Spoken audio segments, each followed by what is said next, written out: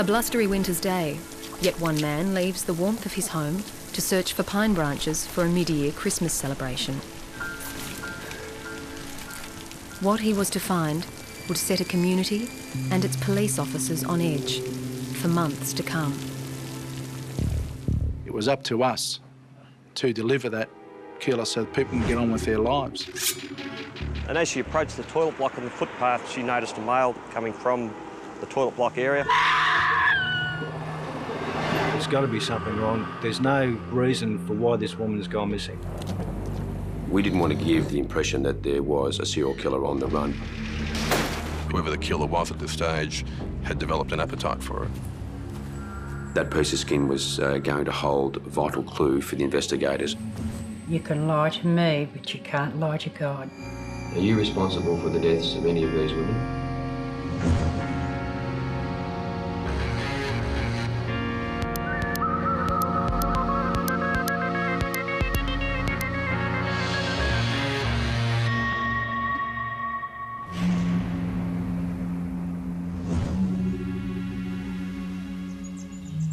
When a young girl's body was found in this park in the teeming rain, police had the odds stacked against them. They would need to call upon all of their investigative and forensic skills to solve a crime that even today sends chills down the spines of those who lived through it.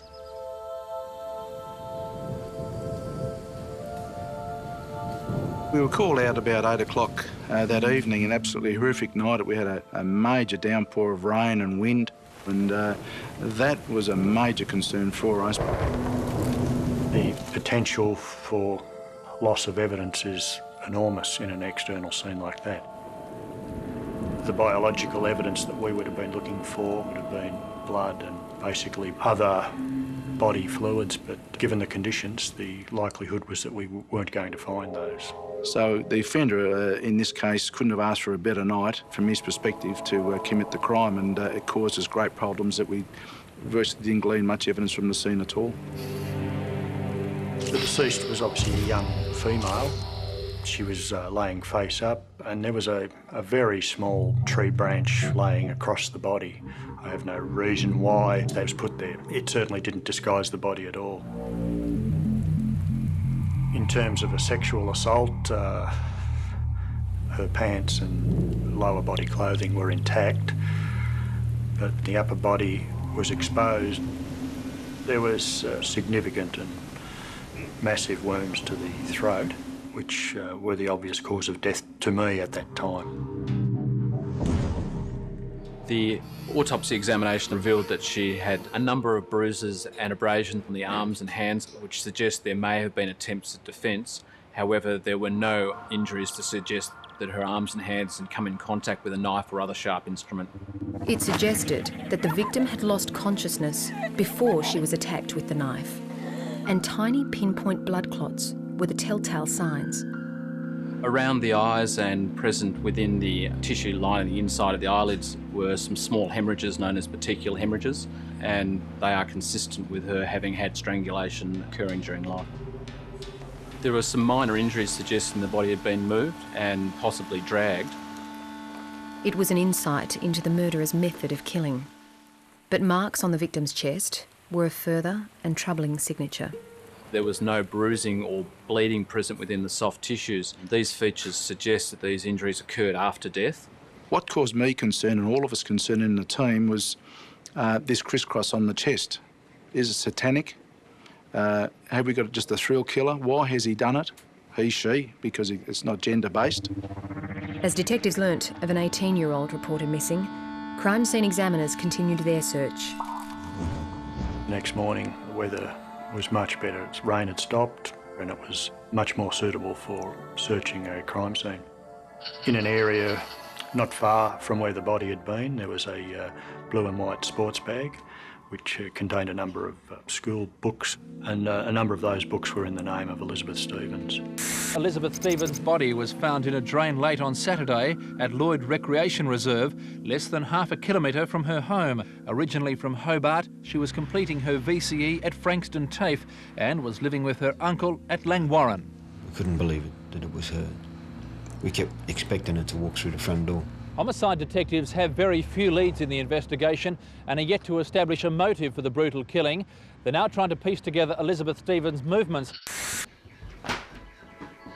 Piecing together the movements of your victim is absolutely paramount for us. We knew that she'd left a note for her uncle and auntie, that she was going to the TAFE College library. She gave an estimated time of return of 8 o'clock. So we knew she had travelled and placed herself down at the Frankston CBD. We were able to establish that Elizabeth made a call to her sister and she was going to go visit her the next day. Are we still on for shopping tomorrow? And we know that call was made from the CBD of Frankston. The police would now turn to the public for their help. But at one house, they were going to get more than they expected. When I said there was significant blood, there was significant blood in the house. We were confident we were on a winner. The body of 18-year-old Elizabeth Stevens was found in a park not far from her home. There seemed little motive as to why she had been so brutally murdered. The police needed to piece together her last movements, and for that, they would rely on the public. Any investigation we undertake, we rely so heavily on the cooperation and assistance from the public. There's only few of us, but many of them. Police hope this mannequin, dressed in clothes similar to those worn by Elizabeth Stevens on the night she disappeared, will jog the memory of anyone who may have seen the teenager near the Frankston TAFE last Friday night. We did pamphlets and roadblocks where we set up a mannequin dressed in similar clothes, and that led to witnesses coming forward, and that pieced together for us the places that Elizabeth had been. One was at a takeaway food bar, which was in the heart of Frankston. We had another sighting at the TAFE College, probably around 7 o'clock that evening. We then had to satisfy ourselves, how did she get back to the location where she's in fact found? And the bus was the most obvious form of transport. Was she followed by someone from the cafe that she went to? Did someone travel on the bus with her?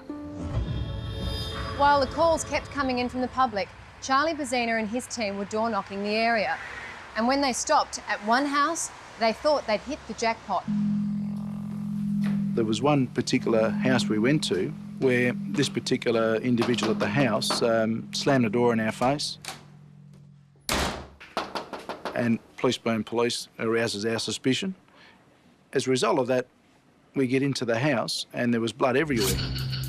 So in finding the house as we did, immediately we treat that as a crime scene. And as it turned out, this guy had just self-mutilated and that was it. But that caused us a lot of man-hours to eliminate him as a potential suspect. The detectives were virtually back to square one. So you go from your peak back down to a trough. And then we had the crushing news that we learnt of a woman being reported missing from the Frankston area. More than 100 SES officers joined police in an intense search today for any trace of Deborah Ann Freem.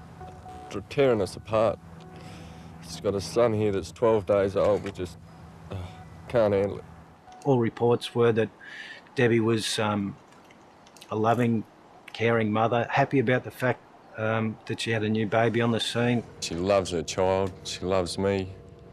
Since the birth, it's just been unreal. You know, life couldn't be better until this.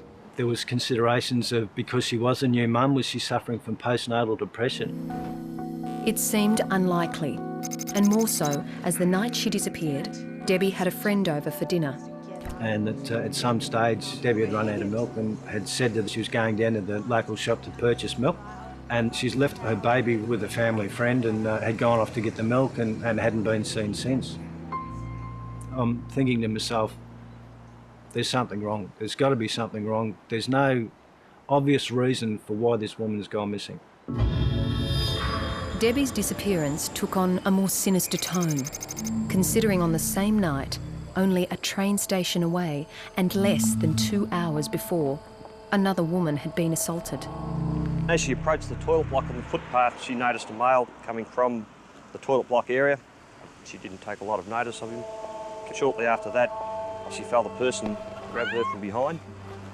And then he threatened her and suggested that he had a firearm or a pistol, which he'd put against her head. Rosa offered an expensive ring to the man and he didn't take it. Finally, with a big push, broke free, ran out towards the road with him chasing her. Luckily for her, the car stopped.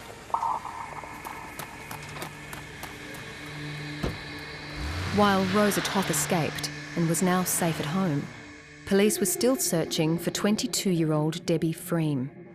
Myself and one of my other colleagues had decided that because we knew Debbie had gone to get milk, we were going down to check the local milk bars, and we were travelling back to the office when I saw a silver car fitting the description of Debbie's in Madden Street, just outside the Christian Life Centre, I think it's called.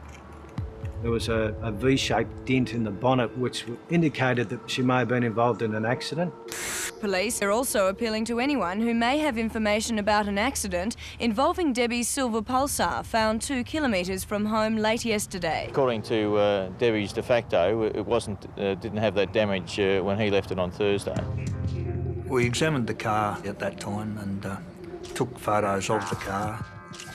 The weather was closing in, so it was important to remove the car as quickly as possible. So we then took it to the Forensic Science Laboratory and put it undercover there for further examination.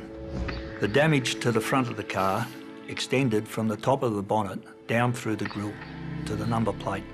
This indicated to me that it had struck an upright object, possibly a street or road sign, a fence, something fairly tall. To identify what Debbie's car hit and get a possible lead on where Debbie was, the number plate, which had tiny orange smears on it, was removed for testing. I examined the substance using a very high-powered microscope to analyse the elemental composition. This was not paint or plastic or timber-based, but related somewhat possibly to a soil or to crushed rock or even brick.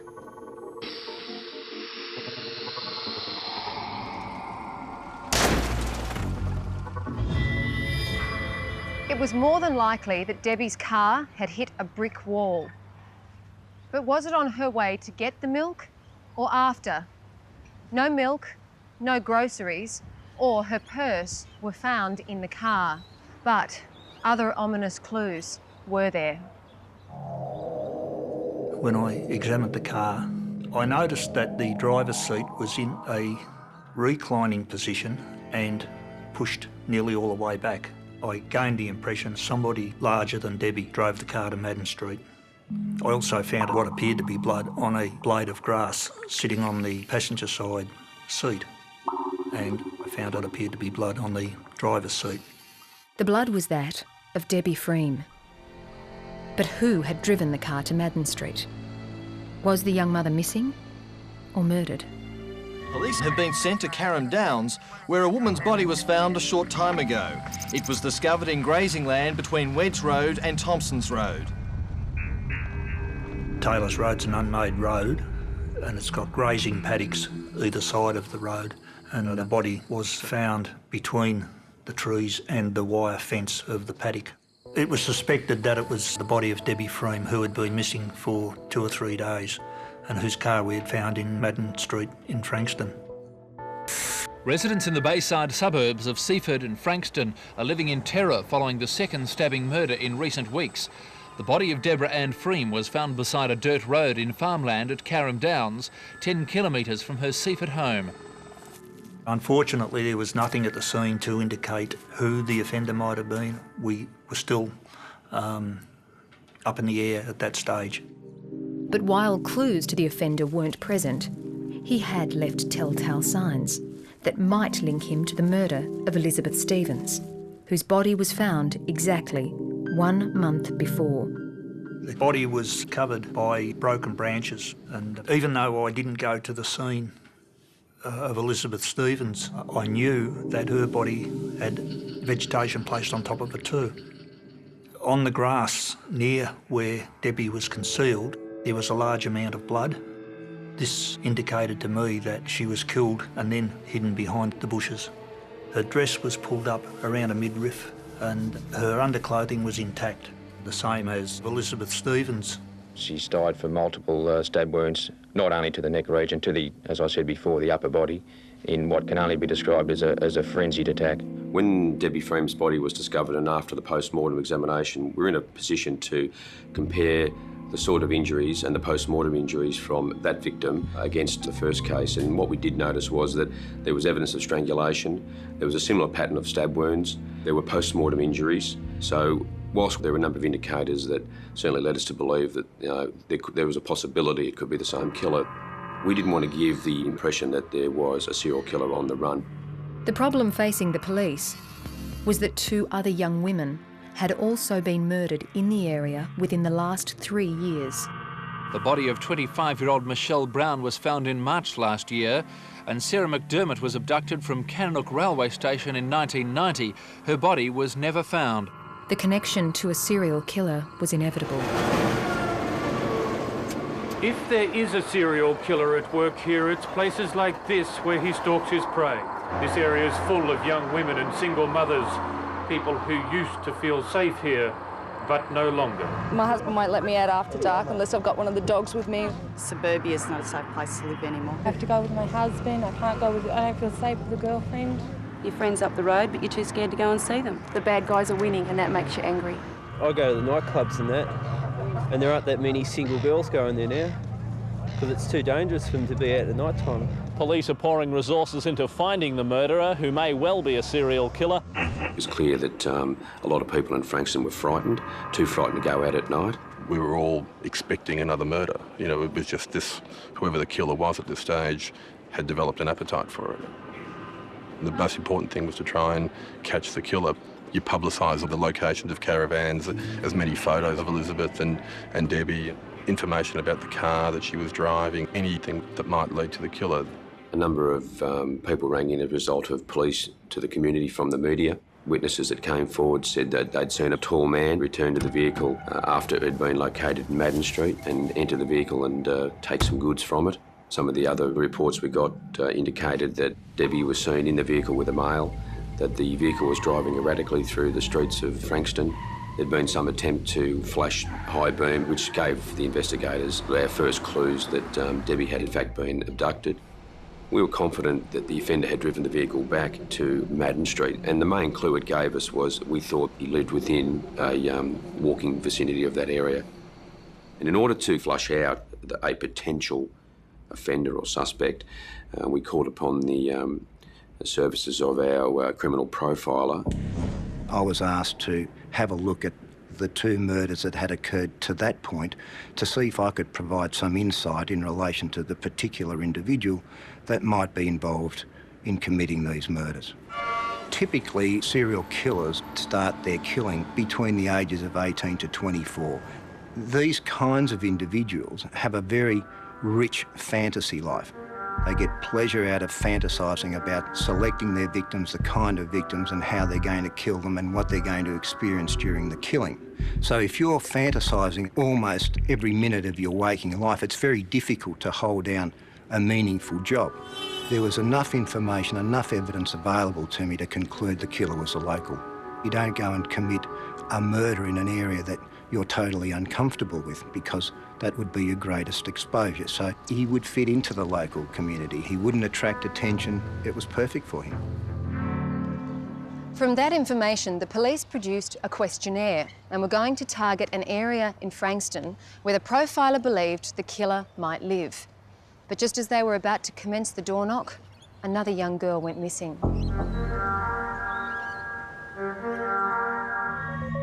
In less than 8 weeks, 2 young women had been killed, both in a similar and brutal way. There seemed little doubt that a serial killer was at work. The police had little to go on, but they had bombarded the area with extra officers, warning its residents to be careful, especially at night. And now, 17-year-old school student Natalie Russell was missing. Normally Natalie rode her bike to school, and because it was raining, I said, I'd take him. So I dropped her off at school, and I'd always said to Natalie, ring me, if you want to lift home. Anyway, there was no call, so I just presumed that she'd gone into Frankston, which she often did. And anyway, when the bus came, 6:15, Natalie wasn't on it. I was a bit concerned about that. The next bus came, a little after 7. And when she wasn't on that, I said, Brian, something's wrong. When I went to the house, I went inside and spoke to Mr. and Mrs. Russell. I remember Mrs. Russell was, she was very nervous. I remember she was wringing her hands a lot, she was. And I think she was thinking that something terrible might have happened. I think, as we all did on the night, we had a photo of the girl. We took a full description of what she was wearing, height, hair colour, length, and immediately started asking questions about, had they rung any of her friends, which they hadn't. No one had seen her since 2:30 when she had left school. Across the road from Natalie's school was a bike track between two golf courses, a shortcut that many students, like Natalie, would take to get to their homes. It was the logical place to start their search. We were taken to the spot where there was a large cut in the cyclone fence right up against one of the galvanised poles.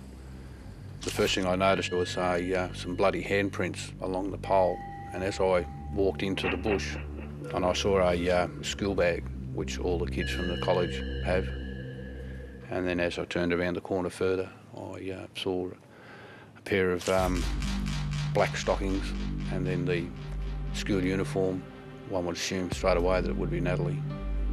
And I said, is it a female? And they said yes. And I said, school clothes on? They said yes. I said, John Paul College school clothes? They said, I said, well, it's not Natalie, because I said Natalie was too strong. She wouldn't let anyone hurt her or kill her. I can say from looking at the scene what I saw, Natalie put up one hell of a fight. The ground was she'd kicked all the grass underneath was down to bare earth. She'd certainly struggled well, but unfortunately he just overpowered her. The body of 17-year-old VCE student Natalie Russell was discovered at 11 o'clock last night, just over 2 hours after police launched an intensive search of the area when her family reported her missing. The killing follows the two earlier murders of Deborah Freem 3 weeks ago and Elizabeth Stevens on June the 12th. Detectives confirmed that she died from multiple stab wounds to the upper body. They are looking at the obvious similarities between the attacks. The similarities with the other two victims were quite evident, but the striking difference in this particular scenario was that the offender had become more brazen, become more of a risk taker. Clearly hadn't decided to strike at night.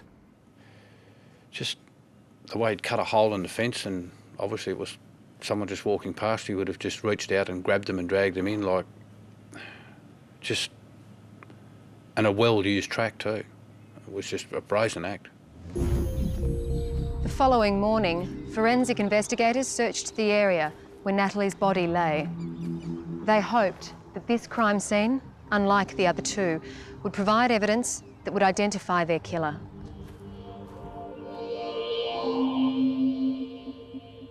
We noticed the hole in the fence on the western side of the track had been cut, and further down the track there was another hole in the fence and also one on the eastern side. I collected samples of wire that had been cut from these holes. The cut wire was very significant because if we were able to find a tool, we could match that up to the cut wire at the scene. In the hole at the northern end of the track, there was an amount of blood smeared on a fence post. The blood may have belonged to the offender, but it could also have come from Natalie as well. In behind this hole, there was a bushy area where the body of the deceased was laying. And up near her head were a couple of small leather straps, very, very light type leather, similar to straps that are used on binoculars.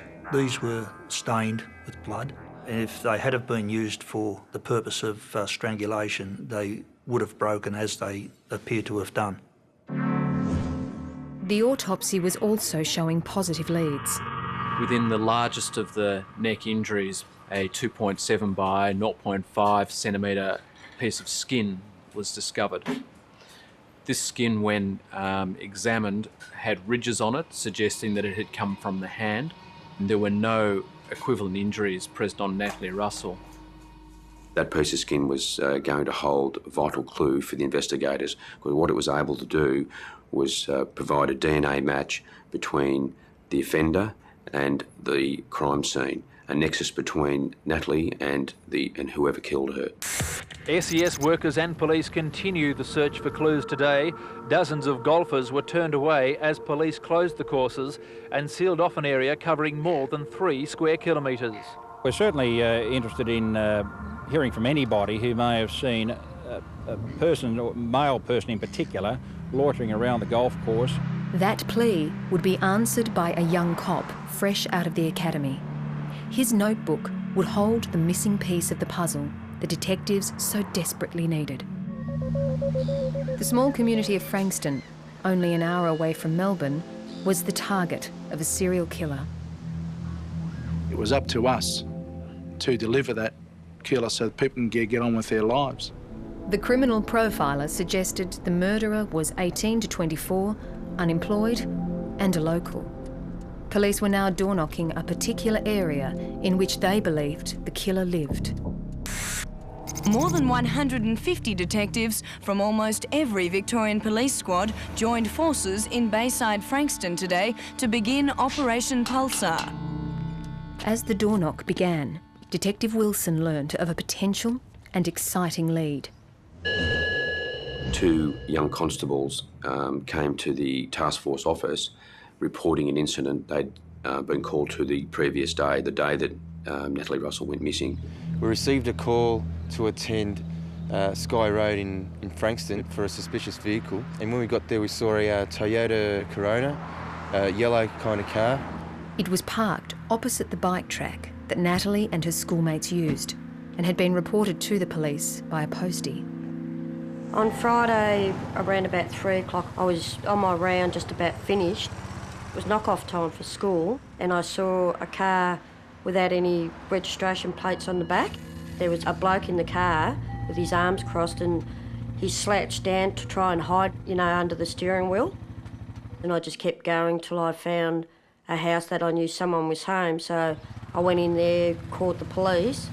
When we got there was no one at the car. It had no registration plates, and we noticed a interim registration label on the front windscreen. I noted the registration down, and then we decided to have a look around at some of the houses that were on the same side of the street as the car.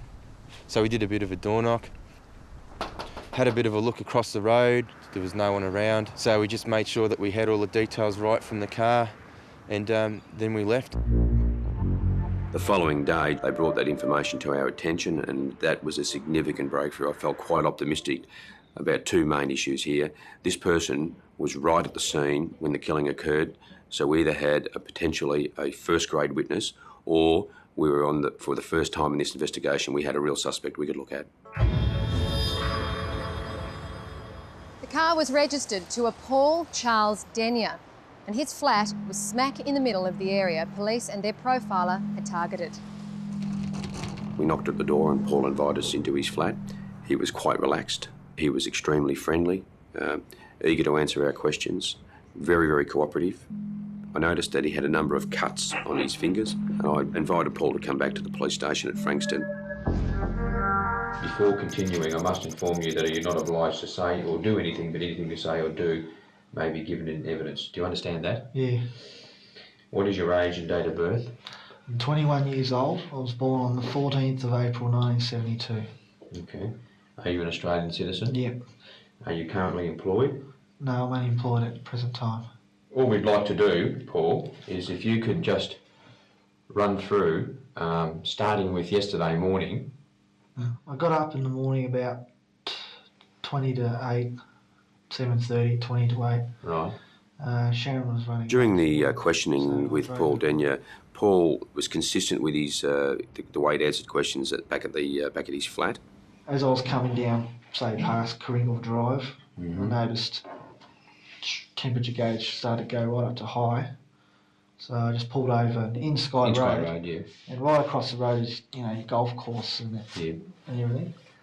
So I pulled up there and I checked under the car, under the bonnet, and found out the hose had come loose. When we saw you down at your flat this afternoon, I noticed a number of cuts on your fingers. Yeah. Can you just put your hands flat on the desk here, so that just right up here. This injury here is a long sort of a cut. Just explain how you got that injury and when you got that injury. I got it yesterday when I was working on the car. How are you saying it occurred? Well, the fan spins this way, so if I'm standing at the front of the car, like here, fan spins that way, the alternator sits there, and there's some wires running down underneath the bottom of the radiator. There's a wire at the top, which was for a light that I just recently put on. And it must have been when I was putting my hand down there, I caught the fan. Why did you have it running at that stage when you were checking the radiator? Clumsy worker on cars. As Paul Denyer willingly recounted his day's events, his flat was being searched. I then went to his flat and was part of the search party in executing a warrant and the things we then found there. At the flat, the team collected knives and various pieces of clothing, and from the car, binoculars without a strap. And amongst his many and varied tools, a pair of pliers. Just built up our excitement in relation to say, well, we're confident. It wasn't another one that I mentioned earlier, the chap that we found that slammed the door in our face. I think we're onto the right guy here. To know that, those pliers were taken to the forensic laboratory where they were used to cut sample pieces of wire.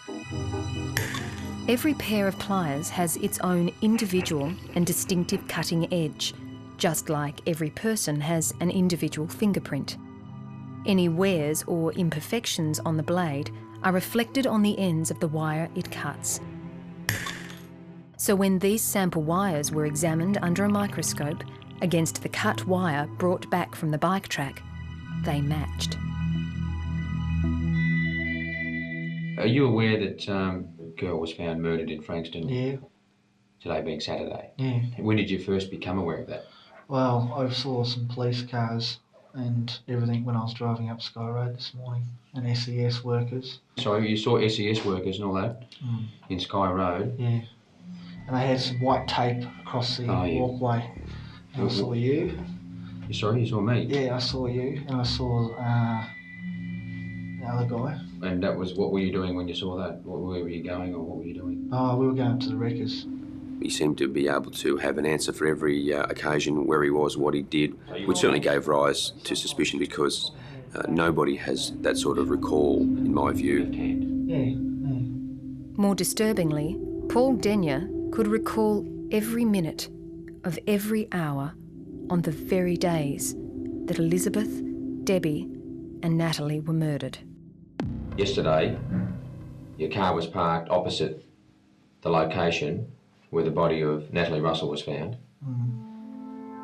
On the night that Debbie Freem disappeared, you walked over to Kennedall Railway Station, missed the train and walked back. And on the night Elizabeth Stevens disappeared, you walked in a very close proximity to Lloyd Park on your way to pick up this battery. Do you think that's fairly coincidental? Yeah, it is. In all the circumstances? Yeah.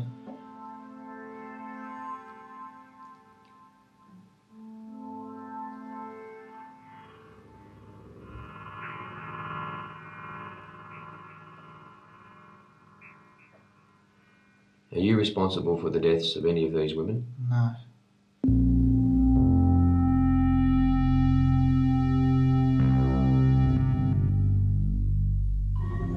Police were continuing to interview their prime suspect, Paul Charles Denyer.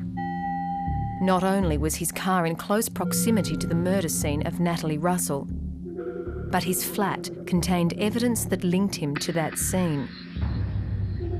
His hands also had suspicious cuts. A sample of your blood is requested for the purpose of confirming or disproving your involvement in these matters. We asked Paul for a blood sample and a sample of other tissue so we could establish a match between skin found at the post-mortem of the Russell victim and himself, so we could tie him to the murder. All right, we're just going to suspend the interview for a short time. Is there anything else you want, like a cup of coffee or a glass of water? Yeah, I would like another cup of coffee. Yeah. How do you have your coffee? White with 2. All right, I'll get you a cup of coffee, all right? Just have a short break. At that particular time when he was sitting there, he was starting to realise now that blood samples were being requested and the DNA may link him to the scenes, and he knew that we didn't believe any of his story. Do you think that's fairly coincidental? Yeah, it is. In all the circumstances? Yeah.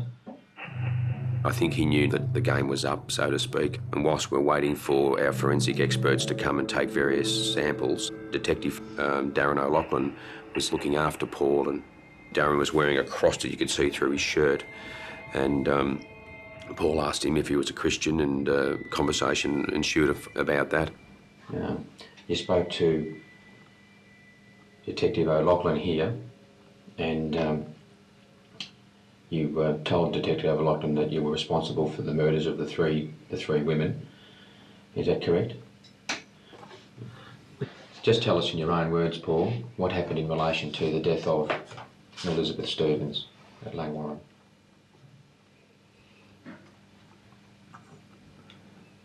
I saw her get off the bus. I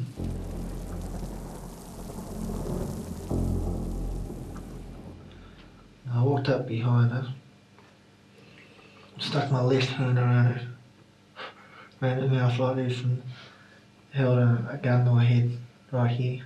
I started choking her with my hands, and she passed out after a while. And then I pulled out the knife, and I dragged her to where she was found. Then I threw 2 branches on her body. Can you tell me why you attacked her on that night? Just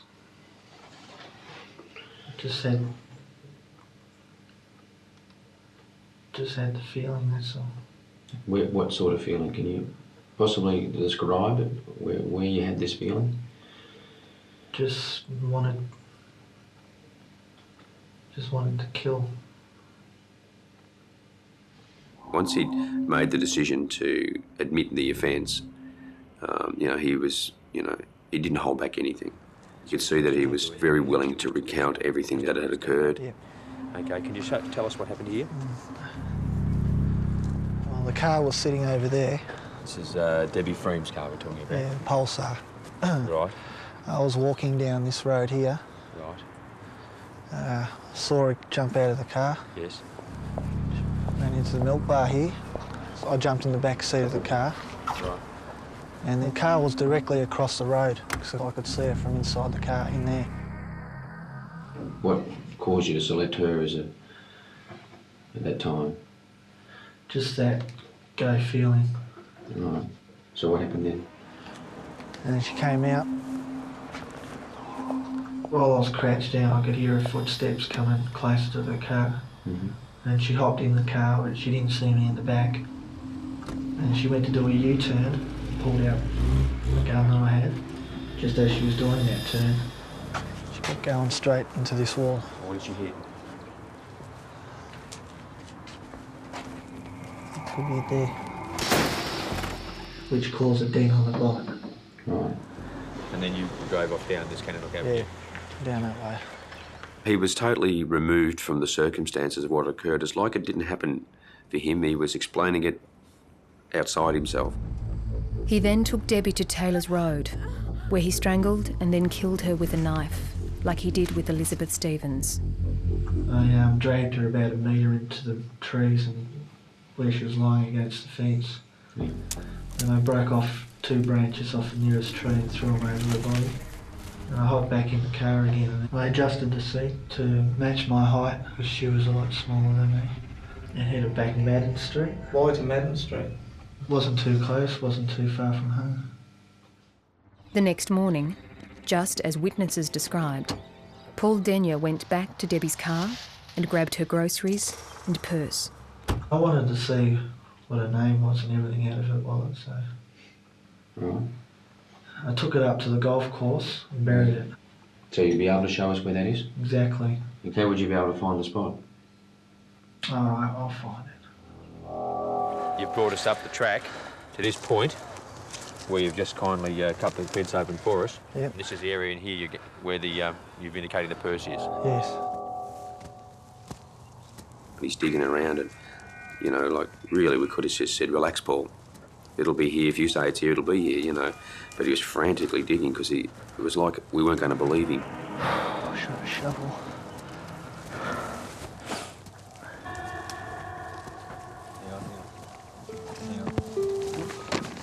Just hold it there. Just shake it with the mud off if you can, mate.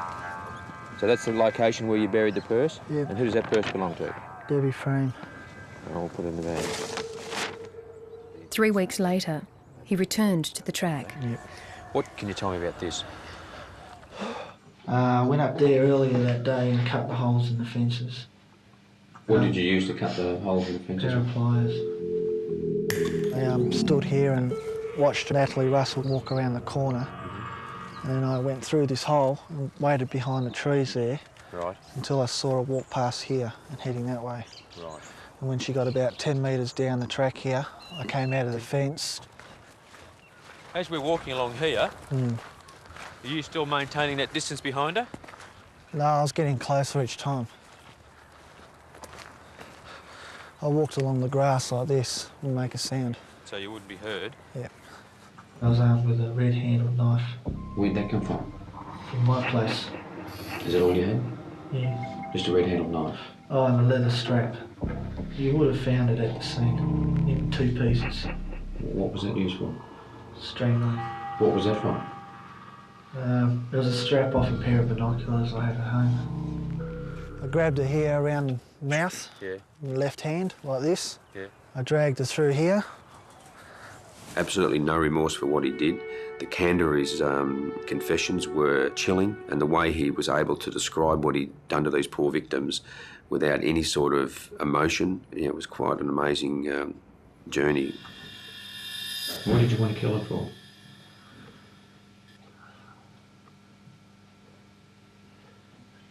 Same reason as before. No, I've always wanted to kill. Since when? Since I was about 14.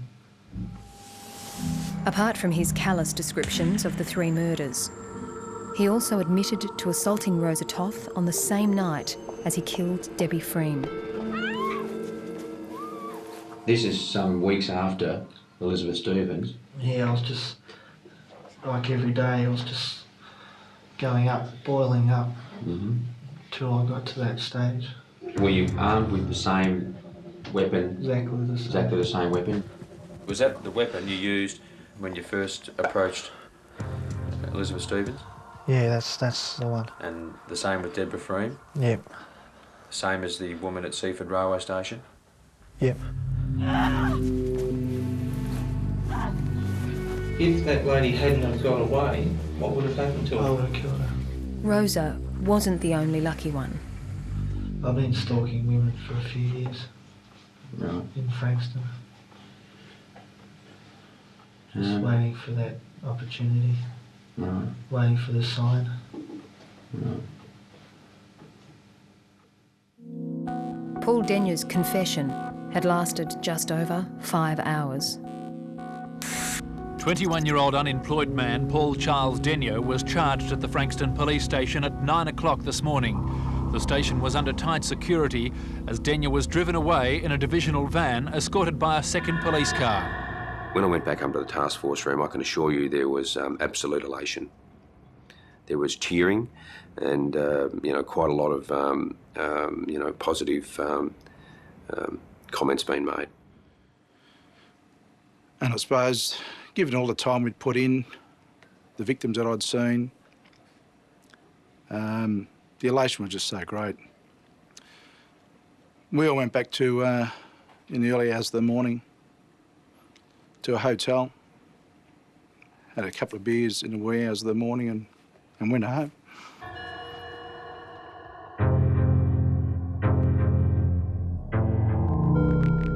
And then when it was over, he stood up and he walked all along and he spotted me and he just stood there and stared at me and said, "I'm sorry."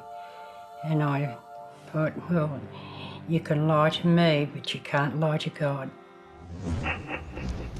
Right now, Paul Denya is behind those high walls under maximum security, serving a minimum sentence of 30 years. So, having murdered 3 young women and abducting another, Daniel could be out on the streets at the age of 51.